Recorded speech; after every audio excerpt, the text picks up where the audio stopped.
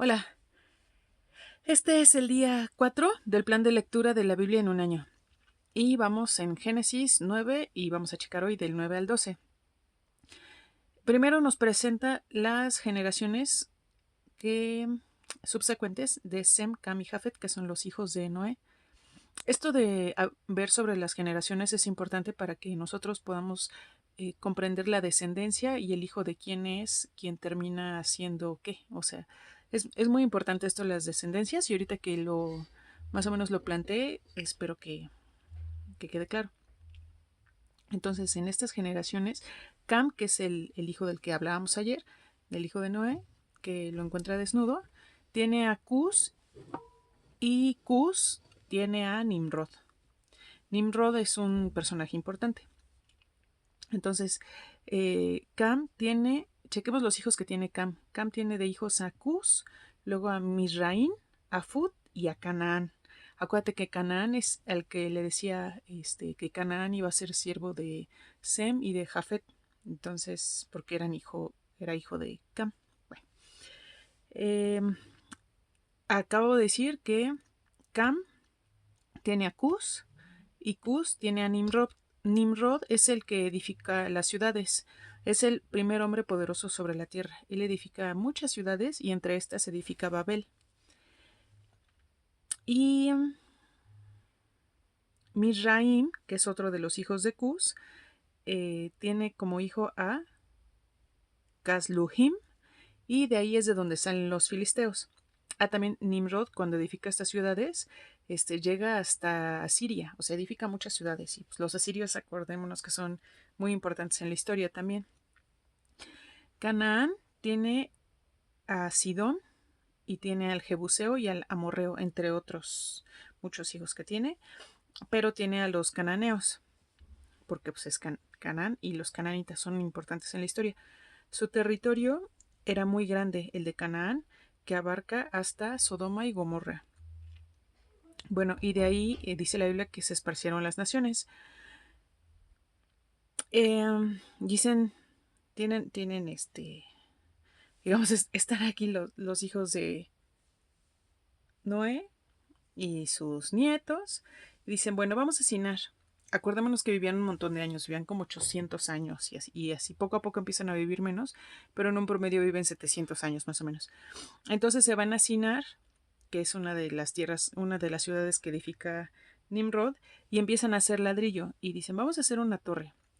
Pero a quien se le ocurre la grandiosa idea de hacer la torre, tengo entendido que fue a Nimrod. Nimrod era cazador y era guapo y bueno, hay una historia ahí medio turbia al respecto de Nimrod que hablaremos quizás después de ella. Y bueno, edifican la torre y Dios dice, pues voy a ver su torre porque ellos querían llegar al cielo, pues ya sabes, la ambición. Y dice Dios, voy a confundir su lengua para esparcirlos. Entonces es como surge esto de las lenguas, que todos conocemos la historia de la Torre de Babel. Empiezan a hablar diferente y entonces los que se entienden un idioma con otros que se entienden del otro idioma y así es como se empiezan a dispersar por la tierra. Y en cuanto, esos son los hijos de Cam. En cuanto a los hijos de Sem, Sem tiene a Arfaxad, Arfaxad a Sala, Sala a Eber tiene a Peleg, Peleg a Reu, Reu tiene a Serug, Serug tiene a Nacor, Nacor tiene a Tare y Tare tiene a Abram, Nacor y Arán. O sea, por eso es importante lo de la genealogía, porque nosotros vemos aquí que, por ejemplo, los cananitas y los filisteos salen de los hijos de Cam, que es uno de los hijos de Noé, y que Abraham sale de Sem, o sea, es de esa genealogía, de esa generación, pues. Y bueno, y tiene, Tare tiene estos tres hijos que son Abraham, Nacor y Arán. Y Arán es el que es el papá de Lot. Recordemos que Abraham era estéril y que tiene a su esposa Sara. Ellos habitaban Ur de los Caldeos y deciden irse hacia Canaán y se quedan en Arán. Y entonces es cuando Jehová Dios habla con Abraham y le dice, vete de la tierra de tu parentela, de la tierra de tu padre, a la tierra que yo te mostraré y haré de ti una nación grande y te bendeciré y engrandeceré tu nombre y serás de bendición. Y Abraham le cree a Jehová porque pues hablaban. Y entonces se va de Harán y se fueron hacia Canaán. Y Lot, que era su sobrino, es que el papá de Lot, que era Harán, se muere joven.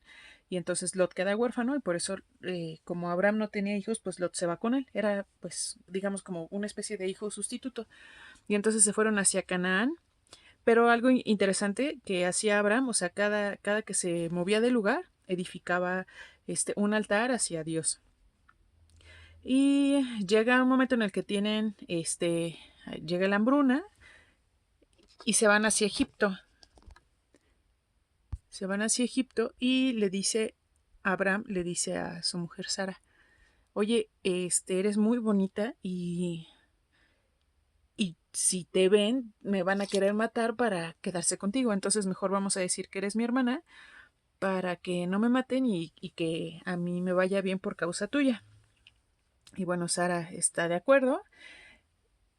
Y ya efectivamente, cuando los egipcios ven a Sara, la ven y se la quieren llevar a casa del faraón, y pues se la llevan a casa del faraón, y a Abraham le dan pues muchas posesiones por haberse llevado a Sara, porque es como una especie de dote, pero pues nada más estaba viviendo ahí en casa del faraón. Tengo entendido que pues no tienen este eh, no se llegan a conocer en el sentido bíblico de la palabra, nada más ella se va ahí a vivir, tenían como una especie de harem, y y entonces vienen grandes plagas hacia Egipto, y ya después el faraón pues se entera que las plagas son porque porque Sara no era necesariamente hermana de Abraham, sino que pues eran esposos, y entonces sabe que para poderse eh, liberar de la maldición de las plagas, tiene que dejar ir a esa mujer y tiene que dejar ir a Abraham, y pues con todas las posesiones que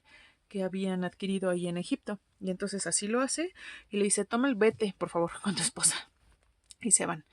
Y eso es en cuanto al Antiguo Testamento. Y del Nuevo Testamento estamos en Mateo 4, que narra que Jesús va al desierto para ser tentado durante 40 días y 40 noches. El día de ayer hablábamos que el número 40 en la Biblia se refiere a un tiempo suficiente. Entonces no necesariamente eh, fueron 40 días de manera numeral, o sea, específica. No necesariamente fueron este, 4 decenas. Es posible que se refiera a un tiempo suficiente, pero bueno, no sabemos si efectivamente hayan sido los 40 días concretos, pero el caso es que pues Jesús se va al desierto para ser tentado, y el diablo le empieza a decir, bueno, pues si tienes hambre, convierte esas piedras en pan. Y Jesús le dice que no solo del pan vivirá el hombre, sino de toda palabra que sale de la boca de Dios. Y luego le dice, se lo lleva así a un lugar muy alto y le dice, pues si eres hijo de Dios, aviéntate, pues porque los ángeles de Dios te van a cuidar para que no te pase nada. A ver si es cierto que eres hijo de Dios. Y entonces Jesús le dijo, también está escrito que no tentarás al Señor tu Dios. Y por último, se lo lleva a otro lugar, no sé si más alto, pero le dice, mira, todo esto yo te voy a dar para que, si tú postrado me adorares. Y te va a dar muchas riquezas, ya sabes, ¿no? O sea, le quiere llegar por la ambición. Y Jesús le dice, también está escrito que solo al Señor Dios adorarás y solo a Él servirás. Lo que me parece curioso es que, pues, cómo pueden tener esta narrativa. Seguramente Jesús le platica esto a Mateo en algún momento, porque pues recordemos que pues como sus discípulos pues pasaban mucho tiempo juntos y todo esto, porque pues en realidad no necesariamente no lo estaban presenciando, ¿no? O sea, no tenían, digamos, no había un testigo ahí visual que pudiera saber todo lo que Jesús estaba pasando, porque pues él había sido tentado en el desierto. Entonces seguramente pudo haber sido, o probablemente pudo haber sido, una narrativa posterior en el tiempo en el que pasaba Jesús con sus apóstoles. Y bueno, ya después de que pasa lo de la tentación del diablo en el desierto, vienen los ángeles, y dice la Biblia que vinieron los ángeles y le servían a Jesús. Luego Jesús se va eh, a Galilea y a Capernaum, y empieza, para que se cumpla la profecía, deja Nazaret y se va a Galilea y a Capernaum y empieza a predicar. y iba caminando por el mar de Galilea, o sea, no sobre el mar, sino va caminando por la orilla del mar de Galilea, y entonces ve a dos hermanos que son Simón y Andrés, que estaban de pescadores, y les dice que se vayan con él y que él los va a hacer pescadores de hombres. Y ya después camina otro poquito más, es lo que menciona, y encuentra otros dos hermanos que son Jacobo y Juan, que son hijos de Zebedeo, que ellos estaban con sus redes en su barca, y les dijo que dejaran esas redes y se fueron con Jesús. Y lo siguieron. Entonces aquí está el primer llamamiento de dos grupos de hermanos, de dos hermanos y de sus primeros cuatro apóstoles. En Galilea entonces empezó enseñando en las sinagogas de ellos, de las personas de ahí, y enseñaba el evangelio del reino, porque él decía: arrepiéntanse porque ya viene el reino. Porque se entera Jesús que Juan el Bautista es arrestado, y entonces él empieza a predicar el evangelio y también el evangelio del reino, y comienza a sanar a las personas, todos los que venían hacia él. Entonces, por estas posibilidades de sanar y de la prédica que tenía Jesús, las personas lo empiezan a seguir y le empiezan a traer enfermos, y empieza a tener una gran fama. Eso fue Mateo 4. Bueno, esto fue el día de hoy. Muchas gracias por escuchar y nos vemos mañana. Gracias.